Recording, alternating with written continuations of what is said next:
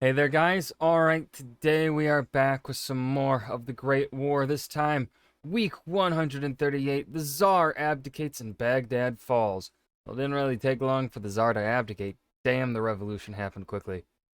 It's always less than a week, I'm guessing, he lasted from the moment the rebellion began and then it ended. Ended. Uh, huh. uh, Come on, Czar boy. Not looking good for you. I don't know what I'm saying. Anyways, before we dive in, make sure you go and check out the links in the description box below. Please do go check out the Kickstarter. That is the most important link currently, because you can go read a free prologue and free 5 chapters.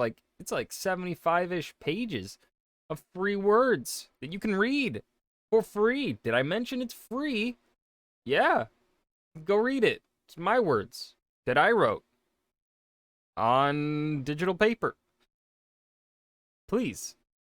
And if you're feeling so generous, please do share my work or share the Kickstarter, blah blah blah. And if you are even feeling more generous, please donate to it.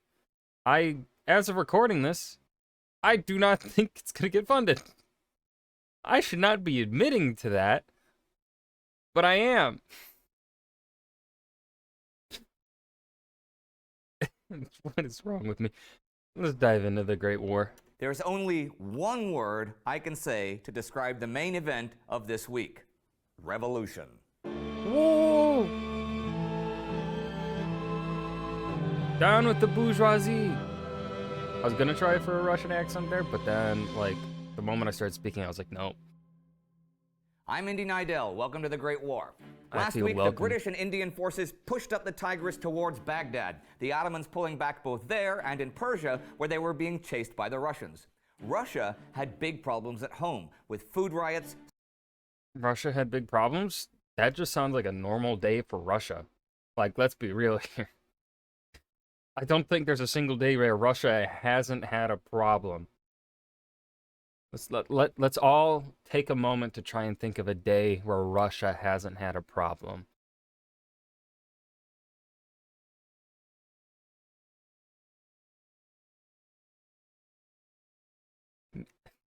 I was about maybe the 60s? There might have been some time during the 60s? Maybe? Maybe the 70s? The 80s definitely not. Yeah, maybe 50s? Under Khrushchev?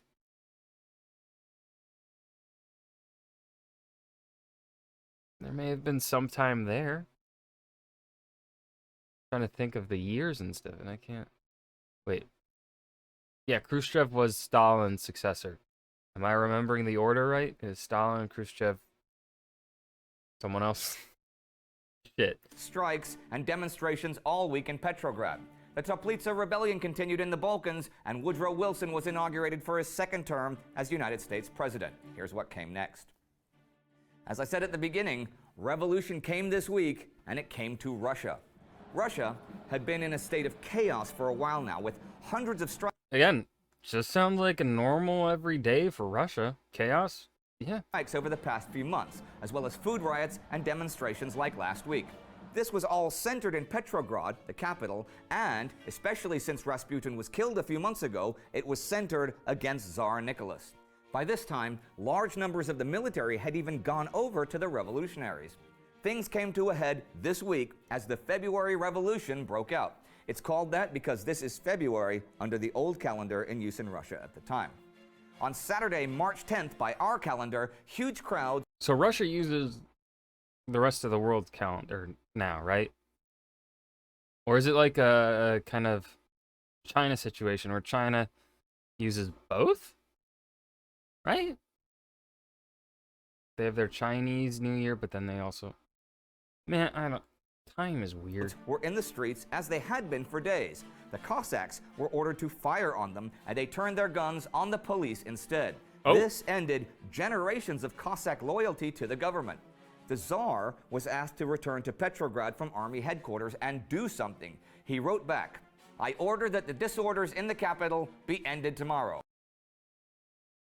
He's so pathetic. um, just stop. Boom. I'm such a good czar. Yep, that'll do it. The next day was, though, a lot quieter in the streets, and Nicholas sent an order for the dismissal of the Duma, the parliament. They voted to disregard it, thus joining the revolutionaries. On the 12th, the 17,000 soldiers of the Petrograd garrison joined the huge crowds demonstrating against the Tsar. Soldiers loyal to him and the police tried to keep order, but there was fighting in the streets, and they were hugely outnumbered. The law courts and police stations were set on fire. Imagine being loyal to a monarch in the 20th century. Cringe. The armory was attacked and looted, and the Russian Revolution had begun. Nicholas began the long journey to Petrograd, but as he neared the capital, reports of violence along the line made getting there impossible. The revolutionaries held the main stations near town, and Nicholas was stopped at the small town of Pskov. The next day, the captain of the cruiser Aurora in Petrograd for repairs was killed by revolutionary sailors, and other mutinying sailors near the capital killed or arrested over 100 officers. Damn. The Russian Admiralty surrendered. Wait, didn't we? I feel like we've watched a video that talked about that actually before, but I can't remember who it was by. Shit. It sounds so familiar though, like there was more to the story. Former Prime Minister Sturmer became prisoner in the Duma. Current Prime Minister Boris Golitsyn and War Minister General Belyaev were removed from office. The Duma formed a provisional government on the 15th, and though Moscow, Kharkov, and Odessa declared themselves for the provisional government, the Petrograd Soviet was a rival authority. This was a council of workers, soldiers, and peasants' deputies that challenged the Duma's leadership, and they would soon begin a dual power situation competing for legitimacy. The Petrograd Soviet ordered that all weapons are to be controlled by elected committees. The Russian Army Chief of Staff Mikhail Alexeyev, on the morning of the 15th, urged the Tsar to abdicate. He actually urged the other army commanders to join him in this appeal. General Ruski believed that the only thing that could prevent total anarchy was abdication. General Brusilov thought only abdication could preserve the monarchy and Russia's ability to continue the war. Grand Duke Nikolai in the Caucasus and General Sakharov on the Romanian front urged abdication, and by the early afternoon, all of their replies by telegram were given to the Tsar. Dude, imagine that. Imagine you're like supposed to be the most powerful man in the country. You have the divine right to rule. That's what you've been led to believe, right? It is your inheritance to rule Russia. And then everyone's just like, dude, fucking give it up. Leave. Stop. You suck. The army would not keep Nicholas in power. A few moments later, Tsar Nicholas Romanov telegraphed Alexeyev, "In the name of the welfare, tranquility, and salvation of my warmly beloved Russia, I am ready to abdicate from the throne."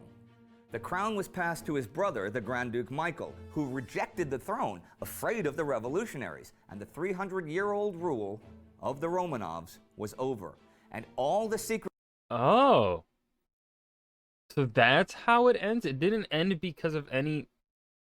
It didn't end technically because of any... It ended because of the revolution, but it wasn't the revolutionary government that just like got rid of the crown. No, it was because Nicholas's sibling was like, nah, I don't fucking want it. No. And then they had no one else to give it to. Treaties and agreements made with the Allies were no longer valid. Nicholas seemed fairly calm about the whole thing and only really seemed concerned about his family, who were basically prisoners since the 40,000 strong garrison at Tsarskoye Selo joined the revolution. Also, all 5 of his kids had the measles, which was a big deal in 1917.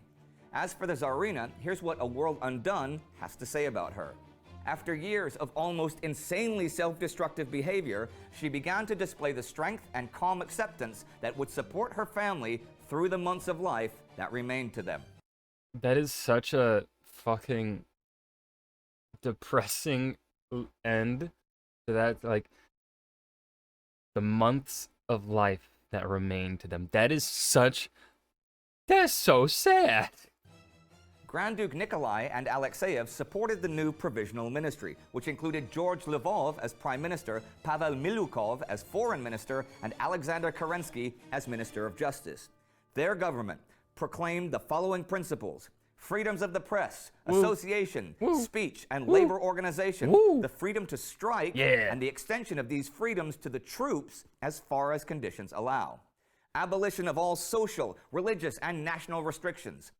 Preparations began for an assembly, but let's make clear that this had not been an organized revolution, but something that blossomed from a series of simultaneous uprisings against a corrupt regime. And you did now have two rival organizations with ambitions of control. And the Petrograd Soviet had issued its own order, Order Number 1, which was a manifesto for the military that allowed political representation, expanded individual freedom, and a certain degree of Soviet or council control. This, as you may guess, is kind of the opposite of military discipline. At first, it was only to be in the Petrograd area, but it soon spread, so there were Soviet committees all over the army, including at the front. On the 16th, there was a mutiny in the Russian Baltic Fleet, and in Zurich, as the week came to an end, Vladimir Lenin, in exile, heard the news of the revolution. But Petrograd was not the only city getting a new government this week. On March 11th, British and Indian troops occupied Baghdad. Some 15,000 soldiers were captured in the following confusion. Ottoman General Khalil Pasha, Enver Pasha's uncle, withdrew to Mosul with 30,000 men. Gertrude Bell, the British Middle East expert, well, she was much more than that, and has even been called the female Lawrence of Arabia, and she'll have her own special. She said, "That's the end of the German dream of domination in the Near East. Their place is not going to be in the sun." The British were worried that the Ottomans would flood the Tigris River, but that never happened. And taking Baghdad was a big morale boost after last year's humiliation at Kut. And the Ottomans were now basically forced to end actions in Persia and build up their army in case... The Ottomans just... Have the Ottomans had any success in this war? Gallipoli, but I really wouldn't... I'm gonna be honest, that's more of a British failure instead of like a... The British just botched that. The British could have succeeded. They just didn't put in like the effort or the planning into Gallipoli. So I'm not really gonna count that too much as a Ottoman success, because the Ottomans didn't really do like a... There weren't really any moments of like close like calls. I feel like there were close calls, but they ended up not getting close calls didn't end up going through because of like the defenses, but instead because British overcautiousness, if I'm remembering right, in certain situations, and then just also stupidity in others. Remember, I don't think the Ottomans have succeeded in anything in this war. the British marched on Mosul, and a whole Ottoman... I mean, except for Kut. I guess Kut was a... Like they said, yeah, big victory, but like... I don't know, grand scheme of things, I feel like Kut is inconsequential. Province had now come under British rule, which was good news for the British, although it did spark infighting between the British governments in London and India about who was in charge now. The thing is, the capture of Baghdad wasn't really an end in itself, and Peter Hart in The Great War writes, Mesopotamia was like a vast sponge sucking in British military resources. What had really been gained once the oil fields had been secured in 1914? Nothing. The whole Mesopotamian campaign had been an object lesson in mission creep. But if things weren't going so well for the Central Powers in the Middle East, they were going okay in the Balkans. On March 12th began the Austro-Hungarian and Bulgarian counterattack against the Toplica rebellion. The Serbian forces numbered 8,000 or 9,000 rebels and had taken a bunch of small towns and began setting their sights on even larger towns that could conceivably make a path to Salonika. The Central Powers attacks were under the command of Alexander Protogerov and Tane Nikolov and had about 30... Yo, he looks fucking badass, dude. Look at that man's drip. 30,000 troops joining the fight. After just a few days of fighting, the Bulgarians had retaken Prokupiye and the Austrians Kuršumlija. And by the end of the week, though the fighting had been heavy, it looked like the rebels were going to be defeated. And further to the south, the Allies began their spring campaign in Macedonia. And here are a couple of notes to end the week. On the 13th, China breaks off diplomatic relations with Germany. A couple weeks ago, a German sub had drowned 543 Chinese laborers heading for the Western Front. And 700,000 men from Belgium were now working on German farms and in factories. And that was the week. 700,000. What the? God damn. Serbian rebels beginning to falter, Baghdad falling to the British, and a revolution in Russia. And that would mean what for the war? The Tsar had wanted to continue the fight. But did the two new Russian governments want that? And what would that mean for the other allies? They were pretty quick to claim to support the Provisional Government, but part of that was to help try to persuade the US to join the war, since you can't really say you're fighting for freedom when your huge ally has an absolute monarch. And what would this mean for the Eastern Front, for Romania, for the Caucasus, for the world? At the moment, it's anybody's guess. And that was the Tsar Abdicates, Baghdad Falls, the Great War, week 138. I hope you guys enjoyed. Remember to hit that like button and subscribe for more, and I will see you guys in the next video. Peace.